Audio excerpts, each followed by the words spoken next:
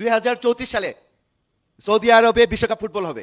এই জন্য সৌদি আরবকে আগেই রাজি করাইছে যে সমকামীদেরকে ওয়েলকাম জানাবে সৌদি আরব 2034 সালে, নাইলে বিশ্বকাপ খেলতে ভেন্যু দিবে না। সৌদি আরব রাজি হয়েছে। তো 2034 সালে যখন হবে তখন তো বলবে সৌদি আরব অ্যাকসেপ্ট করতে পারলে তোমরা করবে না কেন, তোমরা কি কম বেশি মুসলিম? তখন কিন্তু যুক্তি থাকবে না। বাস্তবতায় এই লেভেলে যাচ্ছে। তারপরে যদি দেখেন আরো ভয়ানক ঘটনা ঘটছে গত জুলাই, এই যে আন্তর্জাতিক অপরাধ ট্রাইব্যুনাল, অপরাধ কোর্ট যে আইসিসি যে আছে, যেটা প্যালেস্টিনিয়ান যে গাজা ওয়ার নিয়ে যে বিচার করছে, ওই একই কোর্ট আফগানিস্তানের আমির এবং প্রধান বিচারপতিকে গ্রেপ্তারি পরোয়ানা জারি করেছে নারীর প্রতি অবমাননা বা নারীর অধিকার ক্ষুণ্ণ করে। ওর মধ্যে এলজিবিটি ইস্যু ঢুকাই দিছে। সমকামিতা নীতি আছে আফগানিস্তানে, ওই নীতির কারণে এইটাও ঢুকাই দিছে যে এখন প্রশ্ন হয়ে যাচ্ছে সমকামিতা বিরোধিতা কি মানবতা বিরোধী অপরাধ? তার মানে আলটিমেটলি এটা মানবতা বিরোধী অপরাধ হিসাবে আস্তে আস্তে মানে এস্টাবলিশ করা হচ্ছে। তো এইখানে যে আমি বক্তব্য দিচ্ছি, ওই হেগের থেকে ইউরোপ থেকে বলবে সরোয়ার তো মানবতা বিরোধী অপরাধ করছে। এক্স্যাক্টলি নাদেরকে এই কারণেও এই নারীর ইস্যুর মধ্যে সমকামিতা ঢুকাই দিচ্ছে। এটা গত জুলাই মাসের ঘটনা। এটা পৃথিবীর ইতিহাসে নজিরবিহীন ঘটনা। এটা নিয়ে কিন্তু বেশি আলোচনা হয় নাই। আমাদের দেশে তো হবেই না, কারণ আমাদের দেশে এগুলো পত্রিকায় লিখলে পত্রিকারা ছাপে না। আমি লেখা লিখে রাখছি কিন্তু কোন পত্রিকায় দেবো, কোনো পত্রিকা তো ছাপতে চায় না।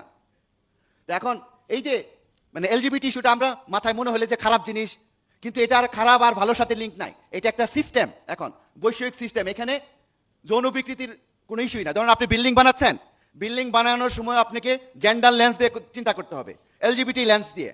ওইটার সাথে কোনো লিঙ্ক নাই, কিন্তু আপনার চিন্তা করতে হবে। তারপর আপনার চিন্তাটাকে ওই পর্যায়ে নিয়ে যাচ্ছে এবং আইন, শিক্ষা, স্বাস্থ্য, পরিবেশ, সমাজ কল্যাণ, বিনোদন সব জায়গায় শব্দের মার পেঁচে ঢুকাই দিচ্ছে এবং আইনের ফাঁক পুকুর দিয়ে এটার প্রসার ঘটছে সারা ওয়ার্ল্ডে।